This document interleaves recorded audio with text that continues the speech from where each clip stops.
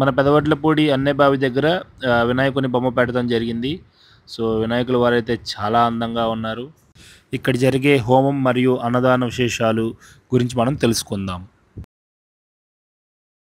Vignesh art committee అన్నవారి బావి దగ్గర ఇది సంవత్సరంతో 39 సంవత్సరాలు. ముందు విఘ్నేశ్ని పెట్టిన తర్వాత అందరం కూర్చొని తర్వాత అమ్మవారిని కూడా పెడదామని చెప్పి పెద్దలందరూ కూర్చొని నిర్ణయించడం జరిగింది. అలాగనే ఆ విఘ్నేశ్ ఆర్ట్ కమిటీ తరఫున కొనసాగు చేసి మన పిల్లలు దీనికి అందరికీ ధన్యవాదాలు తెలుపుకుంటున్నాం. అంటే ఇది 39వ సంవత్సరం. 1988 ఈ సంవత్సరం ఏంటంటే రేపు 31వ తారీఖు నాడు హోమం ఉంది. హోమం తర్వాత భోజనాలు ఒక 5,000 మందికి అన్నదాన కార్యక్రమం రేపు ఆదివారం నాడు 31వ తారీఖున. హైదరాబాద్ నుంచి తీసుకొచ్చాం. 16 రోజులు అండి. వచ్చిన 13వ తారీఖు నాడు నిమగ్నం కార్యక్రమం. ఈ రోజులు అటు పెడతానికి ఏంటంటే ఈ పండగ చేద్దాం బాగా గట్టిగా అని చెప్పి మనాళ్ళు దండమాసం ఉండగానే పంతులు గారిని అడిగితే ఉంచవచ్చు, ఇబ్బంది లేదని చెప్పారంట.